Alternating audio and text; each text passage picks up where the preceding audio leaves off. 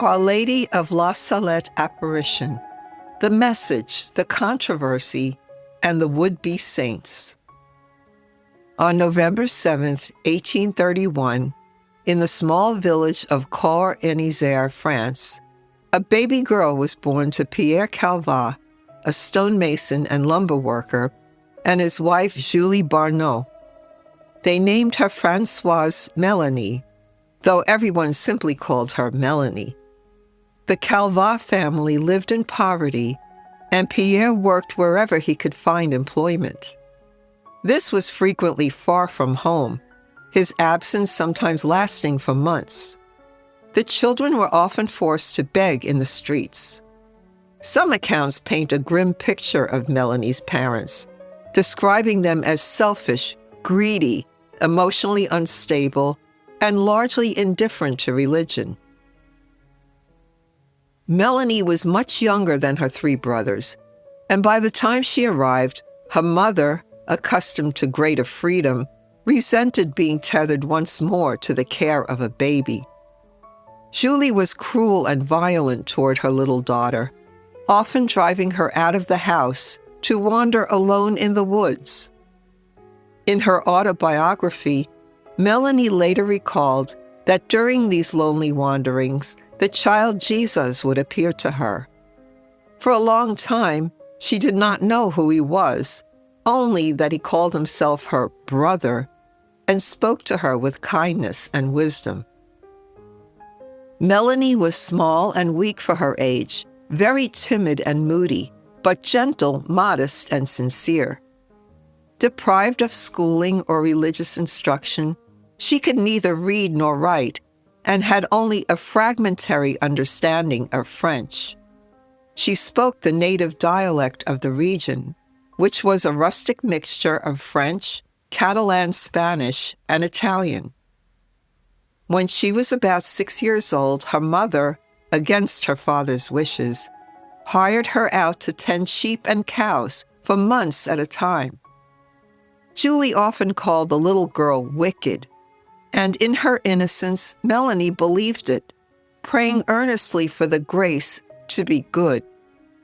She rarely saw other children and never knew the carefree play of youth. On August 26, 1835, 4 years after Mélanie's birth, a baby boy came into the world in the same small town of Cour, France.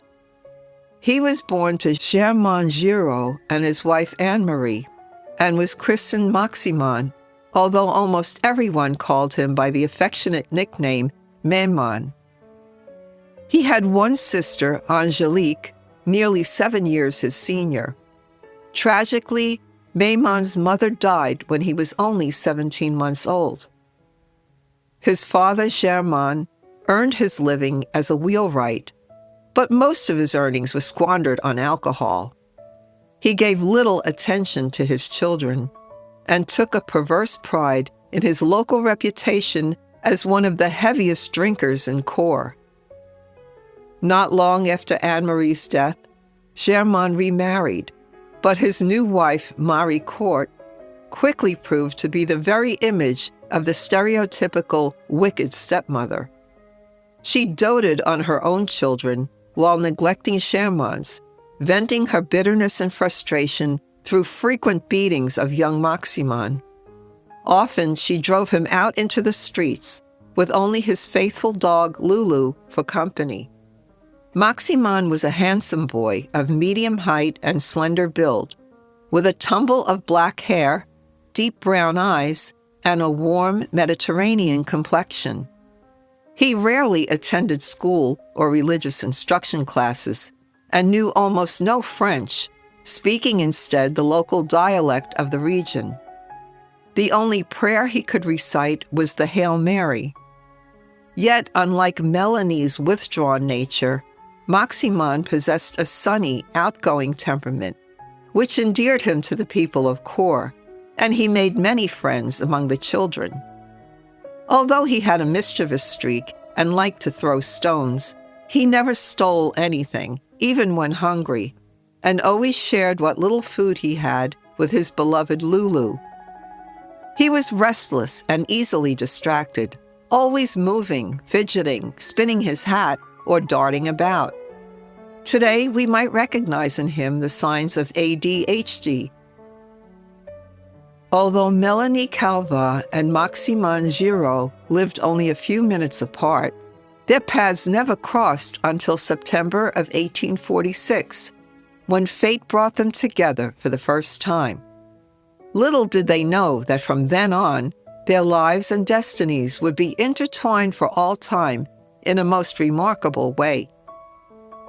On Monday, September 14th, 1846, 11-year-old Maximin had been sent for a week to the home of Pierre Selme in La Salette to take the place of the regular cowherd who was ill. 14-year-old Mélanie, meanwhile, had been working for the past 6 months for another landowner, Baptiste Prat, in the same village. On Thursday evening, September 17th, the two young shepherds met and spoke for the first time. The following day, they brought their respective herds of cattle to graze in the nearby mountain pastures. As they made their way home that evening, they agreed to return with their herds to those same fields the next morning. On Saturday, September 19th, after breakfast, Mélanie and Maximin met again and began climbing the steep path, each guiding the herd entrusted to them toward their employer's adjoining pastures. At noon, as the bells of the church rang out the Angelus, they led their cattle to a spring to drink, then drove them up to rest upon a gentle mountain slope. Afterwards, the children descended to another spring to eat their simple lunch. They placed their knapsacks on a stone bench a few steps below, in the bed of a dry spring. When they had finished eating, an unexpected drowsiness came over them both. Shepherds watching over their flocks rarely took an afternoon nap, yet this time the two soon drifted into a deep and heavy sleep that lasted about an hour and a half. Mélanie awoke first, startled and alarmed, and quickly shouted to Maximin to wake up.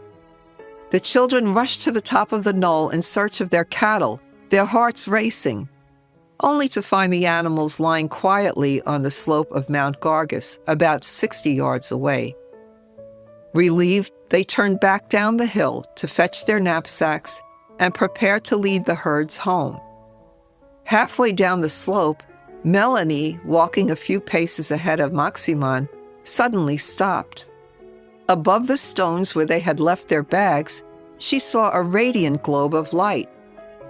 It shone brighter than the sun, though of a different color. "Look, Maximin," she called. He hurried to her side, and together they gazed at the dazzling light. As they approached, the light began to sparkle with such intensity that they could not fix their gaze on it.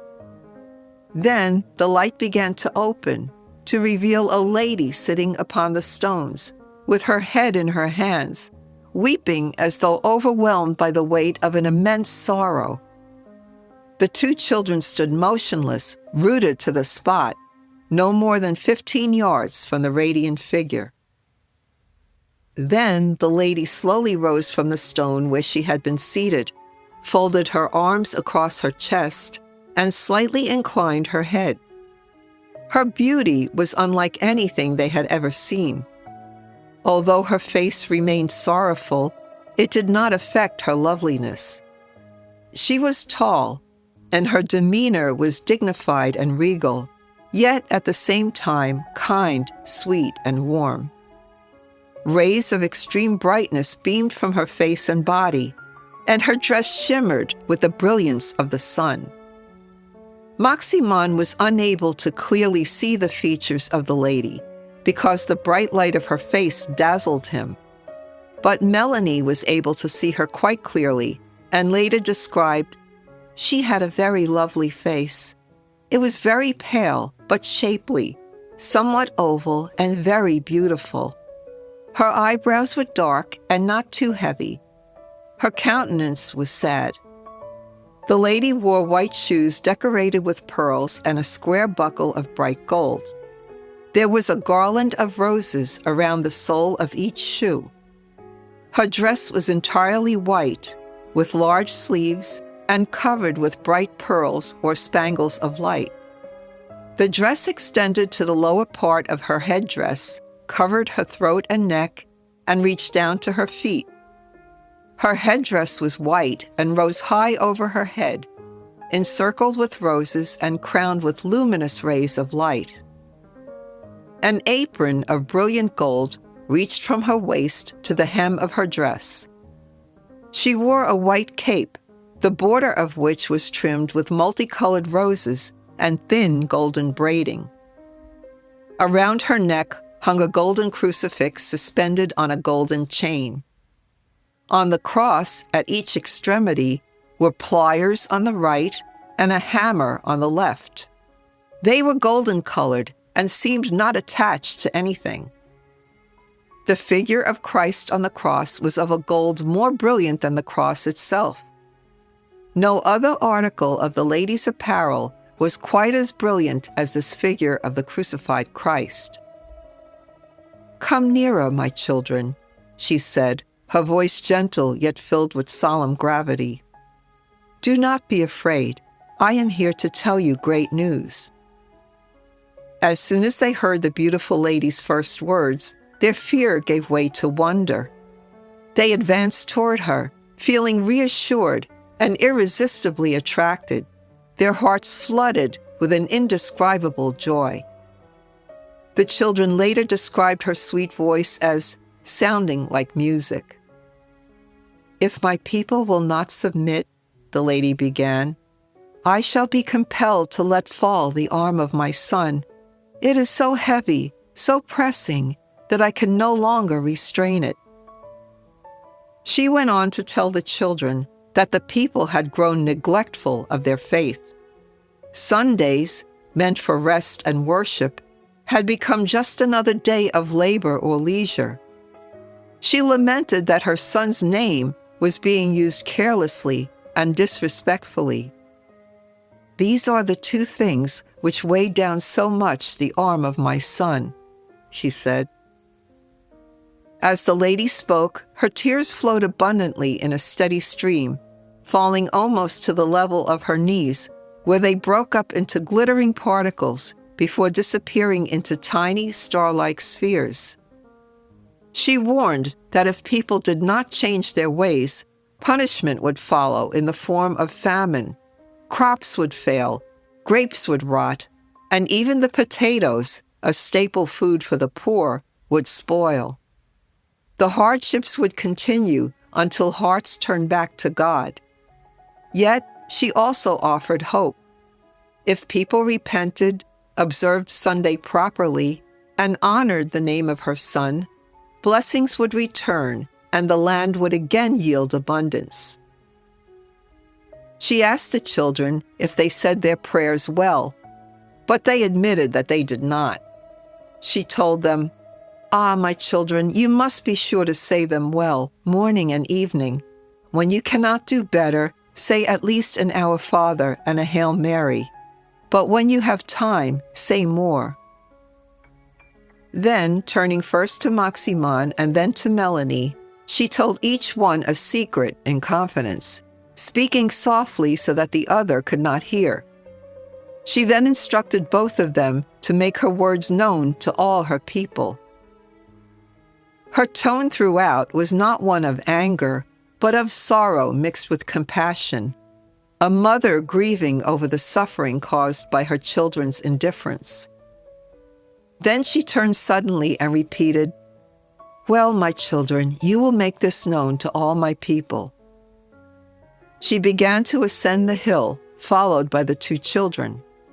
They noticed that as she walked, her feet did not touch the ground, but glided along the tips of the grass without even bending it. When they reached the top of the hill, the beautiful lady began to rise about 4 feet off the ground. Remaining suspended for a moment in the air, she gazed up toward heaven and then down toward earth. Then her eyes met Mélanie's, who saw that although the lady was no longer weeping, her face held a profound sadness. Mélanie was so deeply impressed by this last look of immense sorrow that even years later she would cry when speaking about it. The lady began to fade from their sight, first her head, then her arms and feet. As the children described it, she seemed to melt away. There remained only a luminous globe of light, like the one they had seen when the lady first appeared. Then it too vanished. For a moment, neither Mélanie nor Maximin spoke.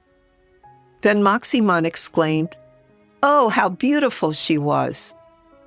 "Perhaps it was a great saint," Mélanie replied. "If we had known that it was a great saint," Maximin said, "we would have told her to take us with her." Mélanie sighed. "Oh, that she was still here," she said wistfully, then added, "She will not let herself be seen, so that we may not see where she goes." The children didn't know who the lady was. They had not asked her name, and she did not tell it. They would always refer to her as the beautiful lady. As evening drew near, Mélanie and Maximin returned to their respective employers. At Baptiste Pra's house, Mélanie was questioned about her day in the fields. Overcoming her shyness, she recounted in simple phrases how a radiant lady had appeared, seated on the stone bench, weeping, and then had spoken at length. At first, Pra and the others listened with a mixture of curiosity and skepticism. They knew Mélanie as quiet and unassuming. Making up such a story did not seem to fit her character. Still, it was difficult to believe something so incredible. At the home of Pierre Selm, Maximin told the same story. He described the globe of light, the lady's tears, and the warning about the future if people did not change their ways. His host questioned him, interrupting to ask for clarifications. Where exactly had the lady stood? Had she moved? Had she smiled? Under their persistent questioning, Maximin remained firm. He did not embellish, and when he did not know a detail, he simply said so. That night, around kitchen tables in La Salette and the nearby hamlet of Cour, the tale of the two little shepherds was repeated. Some dismissed it as childish imagination. Others, recalling recent poor harvests and uneasy rumors of hardship, felt a chill at the mention of a weeping lady and a warning from heaven. Several adults decided that the children must be examined more closely. Early the next day, Sunday, the villagers brought Mélanie and Maximin together and questioned them in turn, sometimes separately, sometimes side by side. They were asked to repeat the lady's words, to describe her garments, the cross she wore, the tools hanging from it, and the crown of roses encircling her head. Though the children spoke in their own rustic dialect and simple vocabulary, their accounts agreed with remarkable exactness. When someone tried to confuse them with leading questions, they held to what they had seen and heard, correcting even minor inaccuracies. Word soon reached the parish priest at La Salette, Abbé Mélanie. He sent for the children and listened carefully to their account. The lady's reproach about neglect of Sunday and misuse of the holy name struck him to the heart, for he had long seen such indifference in his own flock. Yet he remained cautious. He asked them to tell the story again, paying attention to whether they contradicted themselves or altered important points. Instead, he found their narrative steady and consistent. In the days that followed, the story spread beyond the village. Pilgrims, curious locals, and skeptical officials came to question the shepherds. Each time, the children repeated their testimony with the same simplicity. They did not try to impress. They did not claim more than they had been given. If an adult suggested a detail the lady had not said, they quietly refused it. Their steadfast constancy, especially under pressure, impressed many who had come expecting to expose a childish trick. Soon, the first small groups of people began climbing the mountain to see the place where the lady had appeared. They found the rough stone bench where the knapsacks had been placed and the slope where the children had slept. Some knelt and prayed, others scoffed and went away shaking their heads. Little by little, however, accounts began to circulate of favors received and prayers answered at that lonely area in the Alps. The spot where Mary had sat or rested her feet was usually dry, producing water only during snowmelt or after heavy rains. A few days after the apparition, a visitor broke off a piece of the rock where the Virgin had been sitting, and suddenly this dry area became a gushing spring of clear water. From that time on, the flow is reported to have continued steadily, even during dry seasons when, by local memory, it should have been empty. Very soon, people began to drink the water or apply it to the sick, and reports of cures multiplied. One often retold case is that of a woman with a long-term serious illness who drank a little of the spring water daily while praying a novena and was reported cured on the 9th day. As pilgrims kept coming, many more healings, both physical and spiritual, were attributed to the water, reinforcing its reputation as the miraculous fountain of La Salette. The miraculous spring was one of the objective signs that drew ecclesiastical attention to La Salette. In the first year alone, diocesan records and latest summaries speak of about 23 cures judged notable enough to help trigger the bishop's official inquiry, not only into the children's testimony, but also into the cures connected with the newly flowing water. As months turned into years, church authorities undertook a formal investigation. Doctors, theologians, and commissioned priests questioned the children repeatedly, examined their lives, and considered the spiritual fruits of the event. In 1851, after several years of examination, the bishop declared that the apparition shows all the signs of truth and was worthy of belief, which implicitly included recognition of the extraordinary character of the spring and its fruits. As I studied the story of La Salette, the question that puzzled me and prompted further research is why Mélanie Calvat and Maximin Giraud have not been canonized or even on the road to sainthood. Many of us have heard of Saint Bernadette, Saint Catherine Labouré, the three children of Fatima, Saint Margaret Mary, Saint Faustina, and others who saw visions of either Jesus or his Blessed Mother. If they all have been canonized, what happened in the case of Mélanie and Maximin? The following are facts about their lives after the apparition that I've been able to uncover. Mélanie's life after the apparition. Following the apparition, pilgrims began flocking to La Salette from every corner of France and even from abroad, all eager to speak with the two young visionaries. Throughout all the investigation into the apparition of La Salette, Mélanie and Maximin remained what they had always been, two poor shepherd children, repeating a message that they themselves could not fully understand, but which they knew had been entrusted to them for all the people. From that first evening, when they timidly shared their story with family and neighbors, through the many interrogations that followed, their role remained the same: witnesses. They had seen a lady bathed in light, weeping for a people who had forgotten God, and they had heard her call to conversion. Whatever others chose to make of it, whether belief, doubt, or indifference, they could not deny what they had seen on the mountain of La Salette. They were, however, sometimes disturbed by the endless questioning, threats from political and ecclesiastical opponents, and even by the intense fervor in which they were regarded by some. Mélanie, in particular, was often the object of veneration and often treated like a saint.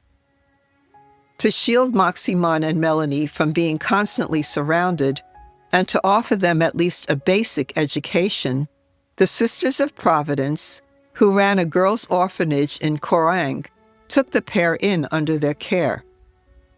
The Mother Superior was already uneasy by November 1847, worrying that the sudden fame thrust upon Mélanie might easily turn her head.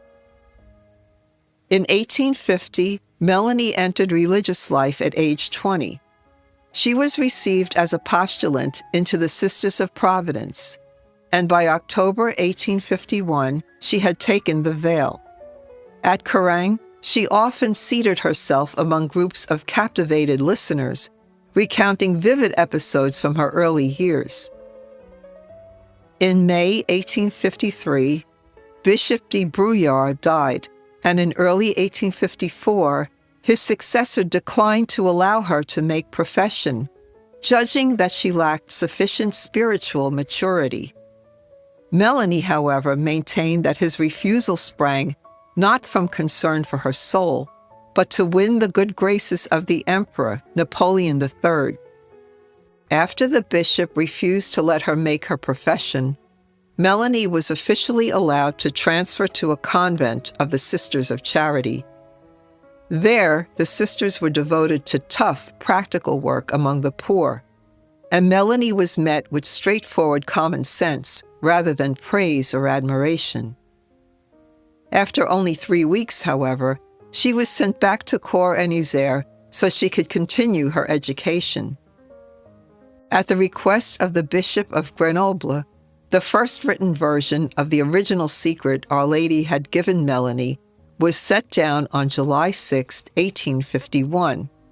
In it, Our Lady reportedly said, "If, when you say to the people what I have said to you so far, and what I will still ask you to say, if after that they do not convert, if they do not do penance, and they do not cease working on Sunday, and if they continue to blaspheme the holy name of God, in a word, if the face of the earth does not change, God will be avenged against ungrateful people and the slaves of the demon.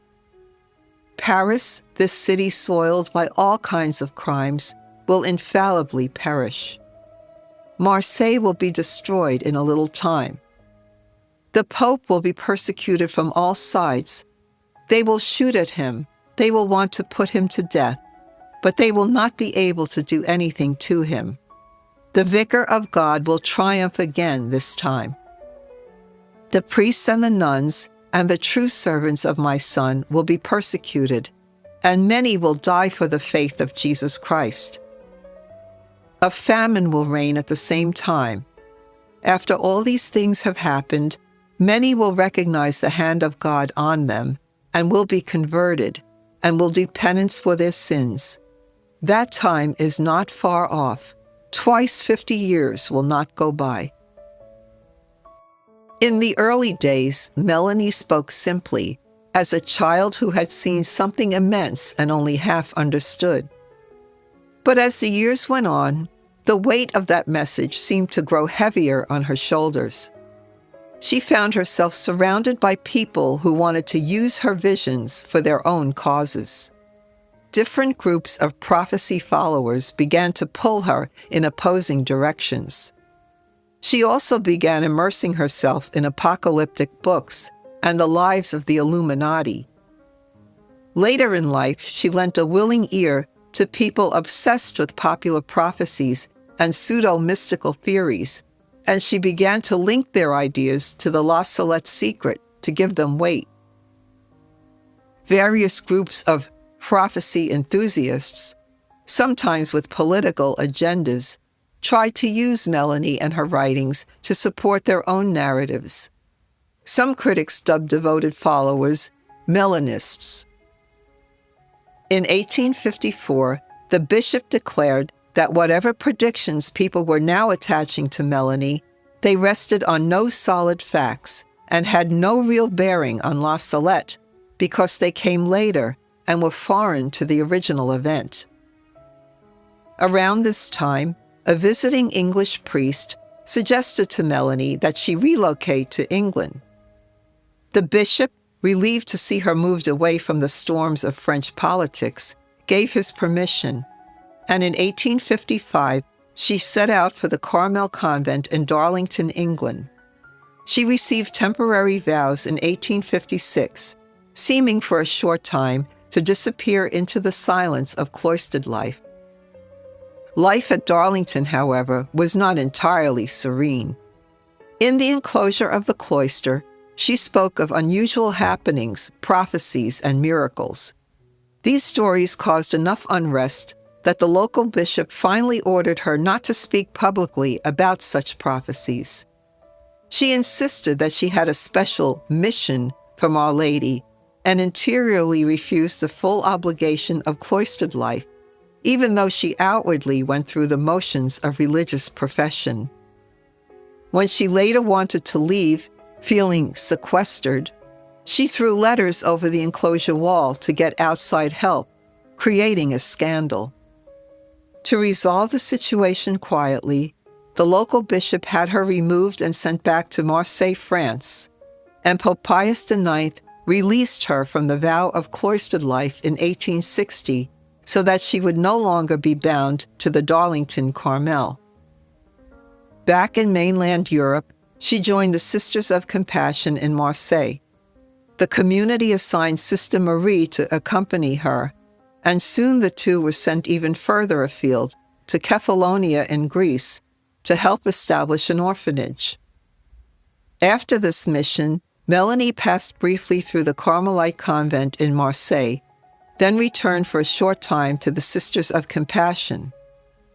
In October 1864, the community agreed to receive her as a novice, but on a very particular condition. She was to remain incognito, her identity carefully hidden. But someone recognized her, word spread, and her anonymity vanished. In early 1867, she was officially released from the order. Mélanie moved to Castellammare di Stabia near Naples, where she was welcomed by Bishop Francesco Pitagna, and finally found a measure of stability. She lived there for about 17 years. While in Italy, she repeatedly rewrote and expanded the Secret of La Salette, along with a rule for a future religious foundation, texts that later stirred major controversy and ecclesiastical scrutiny. In 1879, she issued a new version of The Secret that went far beyond her 1851 text sent to the Pope, adding new prophecies and interpretations she ascribed to Our Lady. The 1879 version included long apocalyptic passages. Many of these detailed predictions either proved historically false or were judged theologically problematic, so the Holy See and bishops refused to accept them as authentic extensions of La Salette. This 1879 text was examined in Rome, placed on the Index of Forbidden Books, and Mélanie was formally forbidden by the Holy Office in 1880 from publishing further tracts of this kind. The Church approved the basic 1846 La Salette apparition and message, treating it as a call to repentance, without endorsing every later claim Mélanie would make. Church historians generally regard these later texts as Mélanie's personal apocalyptic constructions rather than an authentic extension of the original approved La Salette message. After leaving Castellammare, Mélanie spent time in Cannes and other places in France. She repeatedly claimed special missions and authority, for example, trying to impose rules for new religious communities in La Salette's name, which local bishops rejected, seeing her as stubborn and attached to her own opinions. As controversy grew, some churchmen and writers accused Mélanie of exaggeration, illusion, or mental instability, arguing that her later revelations expressed her own bitterness and apocalyptic obsessions rather than the original words of the Virgin Mary. Others, especially some traditionalist circles, continued to defend her fully. But this sharp division added to confusion among the faithful about what exactly the Church had approved at La Salette and what it had rejected. Because her name was closely tied to both the approved apparition and the later condemned texts, Mélanie's reputation remained contested. A genuine visionary for the original event, but a deeply problematic figure in her later, more controversial and prophetic phase, both devout and neurotic, deeply troubled with a lack of self-confidence that would follow her throughout her life. This tension contributed to La Salette's diminished prominence compared with Lourdes and Fatima, as many Catholics were unsure how to reconcile their devotion with the Church's clear rejection of Mélanie's later writings. Her last place of residence was Altamura, Italy, where she accepted an invitation from Bishop Carlo Cecchini. There she lived quietly, concealing her identity as the visionary of La Salette. The townspeople who saw her going to daily Mass simply regarded her as a devout, elderly lady from France. In 1902, she visited La Salette for what would be the last time. She returned to Altamura and remained there until her death on December 14, 1904, at the age of 73. Only after she died was her true identity publicly revealed. When Pope Pius X read the story of her life, he is said to have cried out, "La nostra santa," our saint. He urged the local bishop to consider opening a cause for her beatification, but nothing formal ever followed. His words remained a private outburst of admiration, and no diocesan inquiry was opened. Maximin's life after the apparition. In contrast to Mélanie, Maximin did not write many letters during his lifetime, nor did he leave behind a diary. Biographies of him, which are mostly in French, do not seem to carry many details. Throughout his life, he would carry the scars of his harsh childhood, resulting in psychological instability and a limited ability to concentrate. The early years of inadequate care and nutrition no doubt contributed to his lifelong poor health and early death at the age of 39. Yet he remained good-natured, kind, and generous, free of greed or selfishness. After the apparition, when people adamantly pushed gifts or money on him, he refused to keep any for himself and immediately handed it over to the nuns or someone in need. Maximin's father reverted back to practicing his Catholic faith as a result of the apparition, but died not long after. Maximin's stepmother and half-brother also died within 3 years of the apparition, and his mother's brother became his guardian. He lived at the orphanage of the Sisters of Providence for 4 years. Although he attended school, the constant attention and pressure from pilgrims and the curious hampered his progress in his studies. When he turned 16, a group of men invited him on a pilgrimage to Ars to visit the renowned curé, Father John Vianney, who would later become Saint John Vianney. The reason they gave for the pilgrimage was so that Maximin could get advice about a possible vocation to the priesthood. The restless boy was eager to get out of his village and see more of the world, so he readily agreed. But in reality, the men were hoping that the curé would convince the boy to reveal the secret given to Maximin by Our Lady, which they could then use to further their political agenda. When they arrived, however, due to the crowds of people waiting to see the curé and have their confessions heard, Maximin and his companions were received instead by Father Raymond, who was not a believer in the apparition of La Salette. He insinuated to Maximin and his companions that the whole story was a lie. Maximin, worn out by the trip and hurt by the priest's attitude, told him impertinently to write down that it was a lie if that was what he wanted. Although he did not mean it literally, the priest took it as such and wasted no time in telling the curé. When Maximin finally met Father John Vianney face to face, the encounter was awkward from the start. The boy still knew little French, the curé knew nothing of Maximin's local dialect, and on top of that, Vianney's few remaining teeth made his speech hard to understand.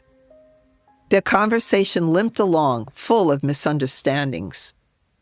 It appears that the curé came away believing that Maximin had confessed to lying about the apparition. Later, Maximin would admit that he had sometimes told little white lies, but had never lied about the apparition of La Salette. Before this visit, Father John Vianney had been an enthusiastic supporter of La Salette. After the visit, he was deeply troubled. For 8 long years, the shadow of doubt hung over him, until, in his distress, he turned again to the Virgin of La Salette and asked for 2 very specific favors. Both were granted. His peace returned, and with it his faith in the apparition. He began once more to urge the faithful to make pilgrimages to La Salette. But the earlier hesitation had left its mark. Rumors of his doubts had spread, and in many minds La Salette never quite shook off that lingering cloud of suspicion. At 17, Maximin felt called to the priesthood. He entered not 1 but 3 seminaries, though he never completed his studies in any of them. Most biographers agree that it was because Maximin was unstable, easily distracted, and intellectually limited.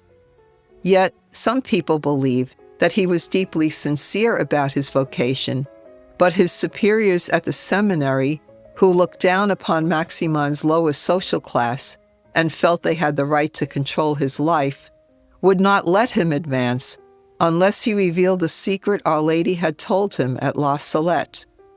This, of course, he refused to do. Disillusioned and humiliated, he abandoned the idea of the priesthood altogether. In a restless search for purpose, Maximin drifted from town to town across France, struggling to find work. His poor grasp of mathematics barred him from many trades. He worked for a time as a pharmacist's assistant, and even attempted to study medicine, but eventually relinquished that hope as well. How he financed his studies, or where exactly he lived, remains uncertain, as conditions were unstable in Europe at that time. At one point, Maximin joined the Papal Zouave, an elite international volunteer infantry regiment formed in 1861 to defend the Papal States and Pope Pius IX against the Italian unification movement known as the Risorgimento. However, his frail health did not suit a soldier's life. Then, in 1866, a wealthy Parisian couple, Monsieur and Madame Jourdan, met him as pilgrims at La Salette. Moved by his circumstances, they paid his debts and took him into their household as an adopted son. When the Franco-Prussian War erupted in 1870, Maximin was drafted and assigned to Fort Barreau in Grenoble. Wherever Maximin went, he was known and spoken of as the visionary of La Salette. People, even those who were not devout, watched him with quiet fascination, and his manner of faith left a deep impression on those around him. During his seminary days, he inspired one of his priestly mentors by asking that they pray the rosary together each night, not merely a decade, but all 15 decades. Later, when military life replaced the seminary, Maximin still stood apart. Coarse humor and the usual soldierly jests held no appeal for him. He never took part, and when such talk reached his ears, it visibly pained him. In Paris, when others urged him to join them in seeking out women of the streets, Maximin recoiled, horrified at the suggestion. "His heart always remained worthy of the Blessed Virgin," said a fellow soldier, "and was never soiled."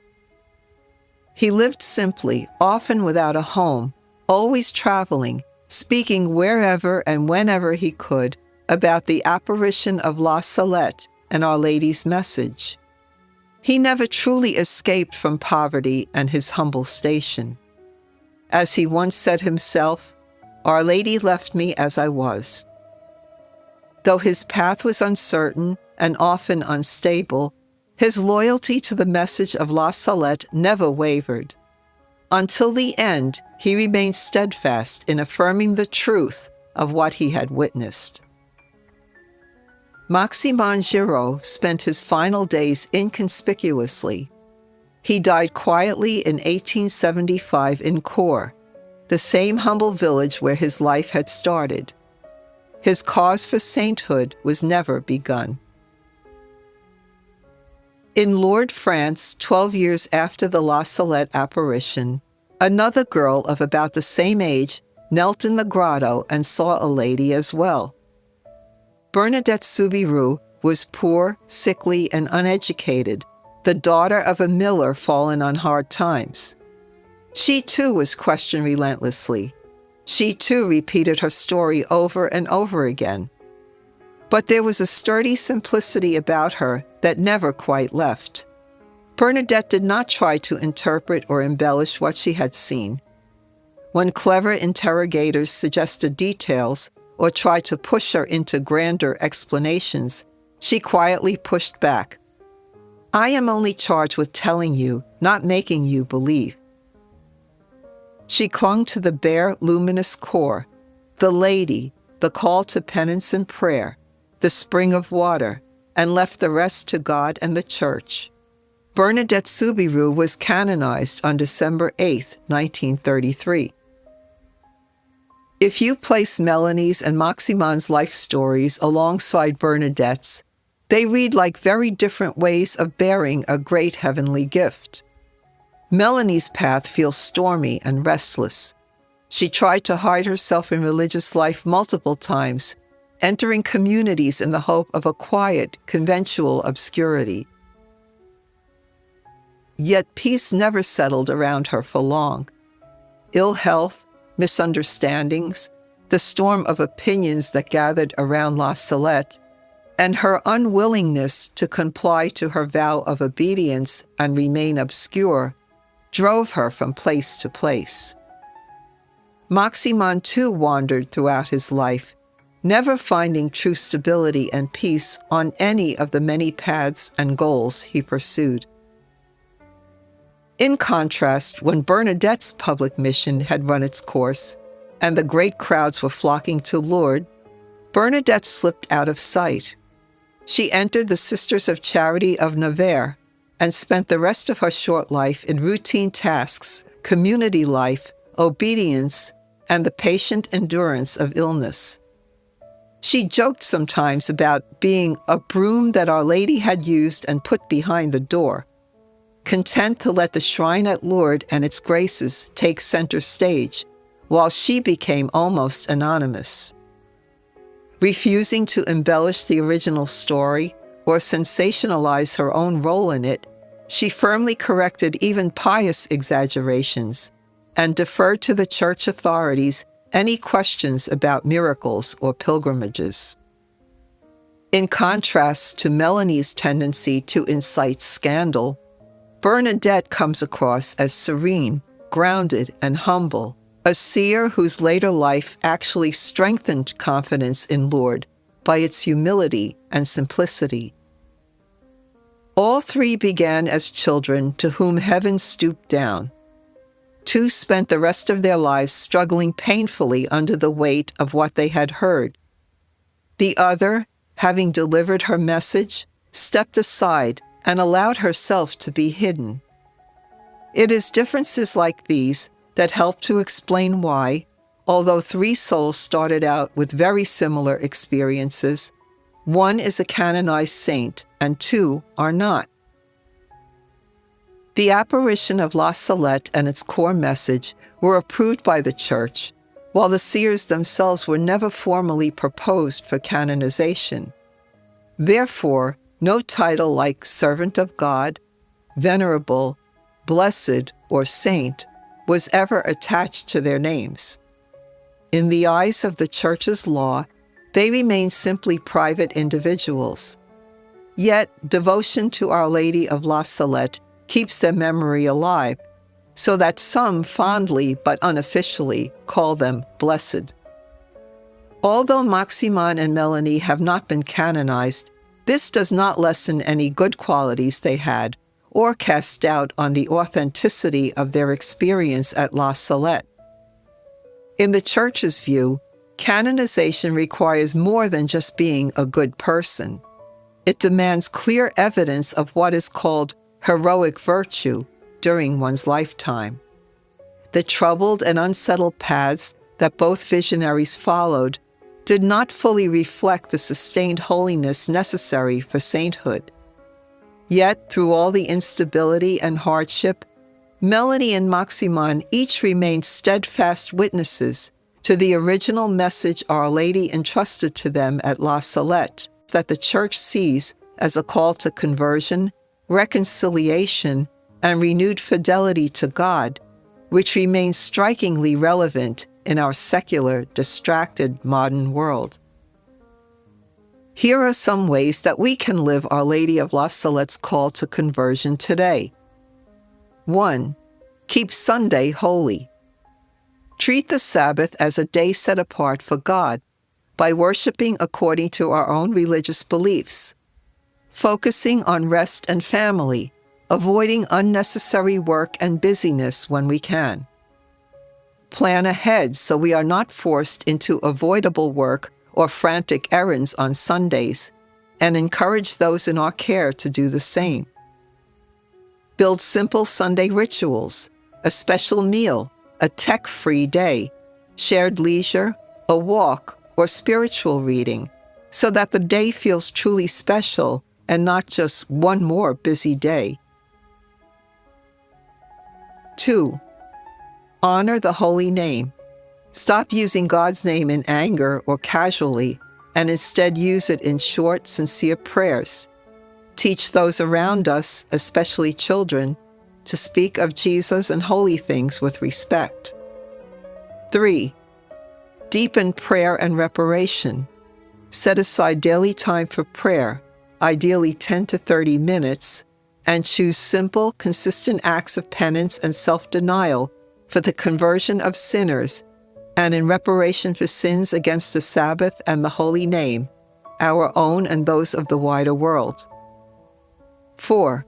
Witness in everyday life. Let our lifestyle choices quietly show that faith comes first, and practice concrete charity toward the poor and spiritually hungry, uniting it to Mary's sorrow and love for sinners. Our Lady of La Salette, pray for us.